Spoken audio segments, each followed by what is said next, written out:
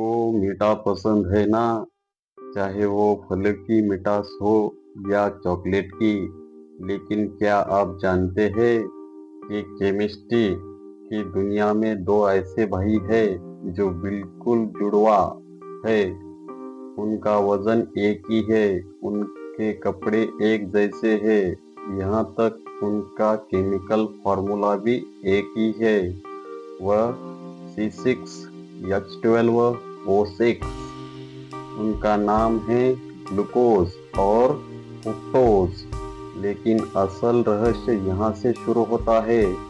भले ही यह दोनों कागज पर एक जैसे दिखते हैं, लेकिन जब ये हमारे जीभ पर आते हैं तो फ्रुक्टोज ग्लूकोज से लगभग दोगुना मीठा लगता है।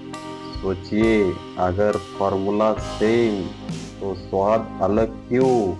दोस्तों, इसका जवाब छिपा है उनके स्ट्रक्चर में। इसे आप लोगो ब्लॉक्स की तरह समझे। अगर मैं आपको समान संख्या में लाल और नीले ब्लॉक दो तो आप उनकी एक गाड़ी भी बना सकते हैं और एक हवाई जहाज भी। सामान वही है, लेकिन जुड़ने की तरीका अलग। ग्लूकोज में एक एल्डिहाइड ग्रुप होता है, जबकि फ्रुक्टोज में एक कीटोन ग्रुप होता है। और एटम की यह छोटी सी हेराफेरी फ्रुक्टोज को नेचर की सबसे मीठी शुगर बना देता है। और यह फर्क सिर्फ स्वाद तक सीमित नहीं। जब हम इन खाते हैं, हमारे शरीर में भी उनके साथ भेदभाव करता है। ग्लूकोज हमें तुरंत एनर्जी देता है, लेकिन फ्रुक्टोज सीधे हमारे लीवर के पास जाता है। इसलिए यह समझना बहुत ज़रूरी है कि क्या खा रहे हैं, फलों वाली अच्छी शुगर या सिरप वाली खतरनाक शुगर। तो चलिए माइक्रोस्कोप की नज़रिए से देखते हैं, आखिर इन दोनों में मॉलिक्यूल्स में ऐसा क्या अलग है।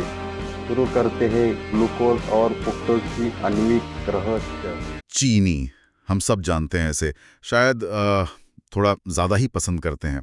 पर आज हम चीनी की मिठास के पीछे छिपे एक आणविक रहस्य को, एक पहेली को सुलझाने जा रहे हैं। हमारे पास दो मुख्य किरदार हैं, ग्लूकोज और फ्रुक्टोज। और मज़े की बात यह है कि दोनों का रासायनिक सूत्र, मतलब उनका फिंगरप्रिंट, बिल्कुल एक जैसा है। C6H12O6, 6 carbon, 12 hydrogen, 6 oxygen. फिर भी एक हमारे शरीर को तुरंत ताकत देता है, तो दूसरा फलों में वो खास मिठास भरता है। तो सवाल ये है कि अगर उनको बनाने का सामान एक ही है, तो उनके काम करने का तरीका इतना अलग क्यों है? और यहीं से हमारी आज की ये गहरी पड़ताल शुरू होती है। इस पूरे रहस्य की जो चाबी है, वो एक बहुत ही सरल लेकिन बहुत ही मजबूत विचार में छिपी है। रसायन विज्ञान की भाषा में इसे स्ट्रक्चरल आइसोमर्स कहते हैं। Structural isomers. हाँ, इसका मतलब बहुत सीधा है। आपके पास बनाने के लिए सामान यानी परमाणु तो एक जैसे हैं, लेकिन आपने उन्हें जोड़ा अलग-अलग तरीके से है। आप इसे ऐसे सोचिए जैसे आपके पास लेगो की ईंटों का एक ही सेट है। उन्हीं ईंटों से आप एक 6 कोनों वाला कमरा भी बना सकती हैं। और एक 5 कोनों वाला भी। बिल्कुल, ईंटें वही हैं, पर इमारतों का डिजाइन और उनका काम वो पूरी तरह से अलग हो जाता है। ठीक है, तो ये सब बनावट का खेल है। तो चलिए, हमारे पास जो स्रोत हैं, उनके आधार पर इन दोनों की प्रोफाइल को एक-एक करके खंगालते हैं। हमारा मिशन ये समझना है कि इनकी बनावट में वो कौन सा छोटा सा अंतर है जो इतना बड़ा फर्क पैदा कर देता है। शुरुआत करते हैं हमारे पहले किरदार से, जो शायद सबसे मशहूर है, ग्लूकोज। तो ग्लूकोज हमारे शरीर का, कह सकते हैं, सबसे पसंदीदा ईंधन। स्रोत बताते हैं कि इसे एक एल्डोस शर्करा के रूप में वर्गीकृत किया गया है। ये शब्द सुनने में थोड़ा तकनीकी लगता है। इसका असल में मतलब क्या है? ये ग्लूकोज की पहचान का सबसे बड़ा सुराग है। एल्डोस का मतलब है कि इसमें एक खास तरह का ग्रुप होता है जिसे एल्डिहाइड समूह CHO कहते हैं। और इसकी सबसे जरूरी बात है इसकी जगह। ये समूह 6 कार्बन परमाणुओं की लंबी चेन में हमेशा पहले कार्बन यानी C1 पर बैठा होता है। हमेशा पहले पर। हमेशा। आप इसे अणु का मुख्य दरवाजा कह सकते हैं, जो बिल्कुल सामने की तरफ लगा है। यही इसकी पहचान है, इसका सिग्नेचर। अच्छा, तो इसका मुख्य दरवाजा हमेशा कार्बन नंबर 1 पर होता है। लेकिन मुझे पता है कि कहानी यहीं खत्म नहीं होती है। स्रोतों में लिखा है कि जब ग्लूकोज पानी में जाता है, जैसे हमारे शरीर में होता है, तो वो उस सीधी चेन के रूप में नहीं रहता। वो मुड़कर एक रिंग या क्या कहते हैं, एक छल्ले का आकार ले लेता है। ऐसा क्यों होता है? क्या वो सीधी चेन में खुश नहीं रहता? बिल्कुल सही सवाल। वो दरअसल स्थिरता की तलाश में ऐसा करता है। सीधी चेन उतनी स्थिर नहीं होती जितनी एक रिंग होती है। तो अणु खुद को व्यवस्थित करने के लिए एक बहुत ही चालाक काम करता है। याद है वो मुख्य दरवाजा जो पहले कार्बन पर था? हाँ, एल्डिहाइड ग्रुप। हाँ, वो उसी चेन में 5वें कार्बन C5 पर लगे एक हाइड्रोक्सिल समूह, जिसे आप एक खिड़की समझ सकती हैं, के साथ जुड़ जाता है। जैसे ही दरवाजा और खिड़की आपस में मिलते हैं, क्लैक एक स्थिर 6 सदस्यीय रिंग बन जाती है। रसायन शास्त्र में हम इसे पायरेनोज रिंग कहते हैं। पायरेनोज रिंग मतलब 6 सदस्यों वाली रिंग। तो अगर हम लेगो वाली बात पर वापस जाएं तो ग्लूकोज एक 6 कोनों वाला कमरा बना लेता है। ये समझना तो आसान है, लेकिन स्रोतों में एक और दिलचस्प बात है। ग्लूकोज के कुछ करीबी रिश्तेदार भी हैं, जैसे मैनोज और गैलेक्टोज। उन्हें एपीमर कहा गया है। और बताया गया है कि उनमें और ग्लूकोज में सिर्फ एक हाइड्रोक्सिल समूह की दिशा का फर्क होता है। क्या इतना छोटा सा बदलाव वाकई कोई मायने रखता है? ये बहुत ज्यादा मायने रखता है। ये आणविक स्तर पर सटीकता का एक बेहतरीन उदाहरण है। इसे ऐसे समझिए कि आपके पास 2 लगभग एक जैसी दिखने वाली चाबियां हैं, लेकिन एक चाबी पर एक बहुत छोटा सा खांचा दाहिनी ओर है और दूसरी पर बाईं ओर। बाहर से देखने पर शायद आपको फर्क भी न दिखे, लेकिन एक चाबी ताला खोल देगी और दूसरी नहीं। अच्छा। हमारे शरीर के जो एंजाइम है वो उन तालों की तरह है।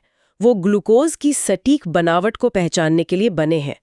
गैलेक्टोज में चौथे कार्बन पर सिर्फ एक समूह की दिशा अलग होती है, और इसी छोटे से फर्क के कारण हमारा शरीर उसे ग्लूकोज की तरह सीधे इस्तेमाल नहीं कर पाता, उसे पहले बदलना पड़ता है।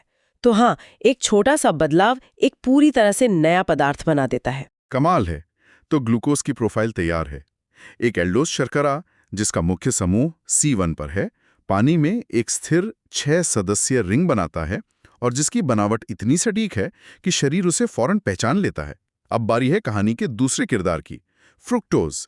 इसका भी सूत्र वही C6H12O6 है। तो इसका राज क्या है? फ्रुक्टोज की कहानी में एक दिलचस्प मोड़ है। अगर ग्लूकोज एक एल्डोज है, तो फ्रुक्टोज एक कीटोज शर्करा है। इसका मतलब है कि इसका जो मुख्य कार्यात्मक समूह है वो एल्डिहाइड नहीं बल्कि कीटोन समूह है, C=O।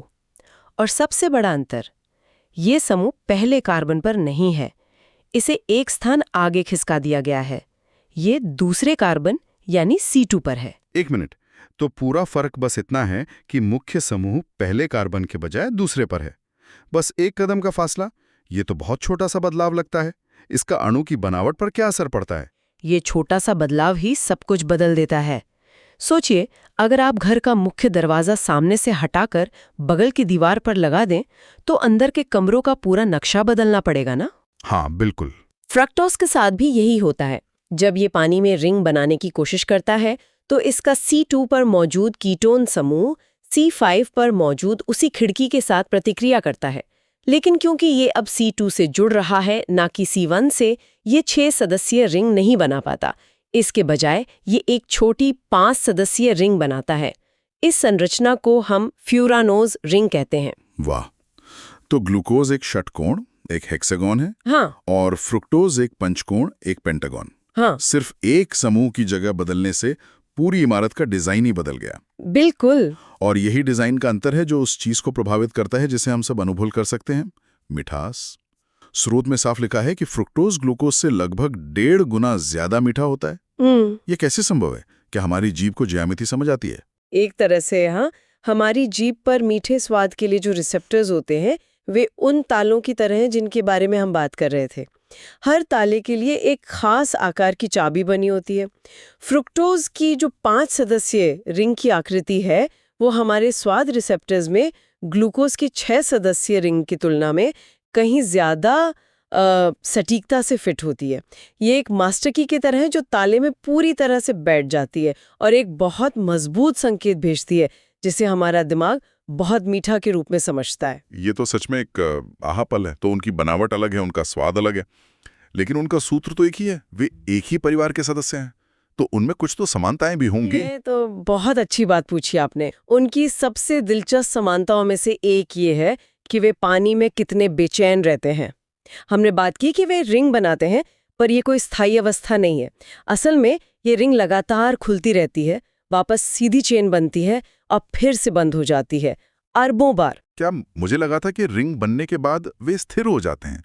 वे लगातार खुल और बंद हो रहे हैं। ये तो बहुत अस्थिर लगता है। ये एक गतिशील संतुलन है, अस्थिरता नहीं। और यहीं एक और मजेदार बात सामने आती है। जब भी रिंग दोबारा बंद होती है तो उसके पास एक विकल्प होता है। जो नया हाइड्रोक्सिल समूह बनता है ग्लूकोज में C1 पर और फ्रुक्टोज में C2 पर, वो या तो रिंग के तल के नीचे की ओर इशारा कर सकता है या ऊपर की ओर। इन दोनों रूपों को हम अल्फा और बीटा कहते हैं। अल्फा और बीटा? हाँ, तो पानी के एक ग्लास में आपके पास सिर्फ एक तरह का ग्लूकोज नहीं होता, बल्कि अल्फा ग्लूकोज, बीटा ग्लूकोज और थोड़ी मात्रा में सीधी चेन वाले ग्लूकोज का एक मिश्रण होता है। और ये सब लगातार एक दूसरे में बदल रहे होते हैं। इस पूरी प्रक्रिया को म्यूटा रोटेशन कहते हैं। तो वे स्थिर पत्थर की तरह नहीं है, बल्कि पानी में नाचते हुए कलाबाजों की तरह हैं, जो लगातार अपनी मुद्रा बदल रहे हैं। ये तो मैंने कभी सोचा ही नहीं था। और स्रोतों में एक और अजीब गुण का जिक्र है जो दोनों में है, लेकिन फिर भी अलग है। Optical activity. Optical activity? ये सुनने में बहुत जटिल लगता है। इसका सिद्धांत बहुत सुंदर है। ये उनकी 3 आयामी बनावट और हैंडेडनेस, जिसे कायरलिटी कहते हैं, से आता है। जैसे आपके दाएं और बाएं हाथ एक दूसरे की दर्पण छवि है, पर एक दूसरे पर पूरी तरह से फिट नहीं होते। वैसे ही ये अणु भी असममित होते हैं। इसी विषमता के कारण जब एक विशेष प्रकार का ध्रुवीकृत प्रकाश इनके घोल से गुजरता है तो वे प्रकाश के तल को घुमा देते हैं। और यहाँ भी वे अपना अलग अलग व्यक्तित्व दिखाते हैं। ग्लूकोज प्रकाश को दाईं ओर घुमाता है, इसलिए उसे डेक्स्ट्रो रोटेटरी कहते हैं। वहीं फ्रक्टोज प्रकाश को बाईं ओर घुमाता है, इसलिए उसे लेवो रोटेटरी कहते हैं। तो वे दोनों प्रकाश को प्रभावित करते हैं, लेकिन विपरीत दिशाओं में। यह उनकी अलग अलग बनावट का एक और सबूत है, एक और फिंगरप्रिंट जो साबित करता है कि वे एक नहीं हैं। ठीक है, तो चलिए इस पूरी जासूसी का सार निकालते हैं। हमने एक रहस्य से शुरुआत की थी। 2 अणु, एक ही सूत्र C6H12O6, लेकिन 2 अलग अलग पहचान। और हमने पाया कि जवाब क्या में नहीं, बल्कि कैसे में छिपा है। परमाणुओं को जोड़ने के तरीके में एक छोटा सा बदलाव, एक क्रियात्मक समूह को पहले कार्बन से दूसरे पर ले जाना, पूरी आणविक वास्तुकला को बदल देता है। बिल्कुल, ये एक डोमिनो प्रभाव की तरह है।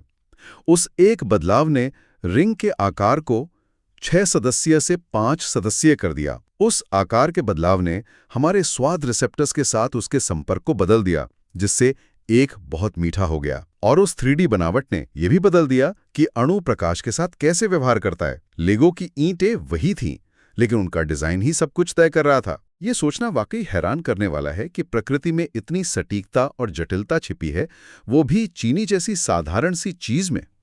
तो आज की इस गहरी पड़ताल से हमारे श्रोताओं के लिए सोचने वाली सबसे बड़ी बात क्या है? सबसे बड़ा सवाल रसायन विज्ञान से निकलकर जीव विज्ञान और हमारे स्वास्थ्य के क्षेत्र में आता है। हमने ये तो स्थापित कर दिया कि ग्लूकोज और फ्रुक्टोज की बनावट अलग है। हम ये भी जानते हैं कि हमारा शरीर उन्हें बहुत अलग अलग तरीकों से संसाधित करता है।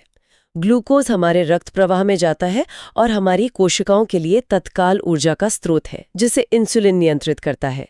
दूसरी ओर फ्रुक्टोज को लगभग पूरी तरह से हमारा यकृत मतलब लिवर संभालता है। तो यहाँ एक बड़ा सवाल उठता है, अणुओं की बनावट में ये सूक्ष्म अंतर, 6 कोणों वाला कमरा बनाम 5 कोणों वाला कमरा, हमारे शरीर के अंदर उनकी यात्रा और उनके भाग्य को कैसे निर्धारित करता है?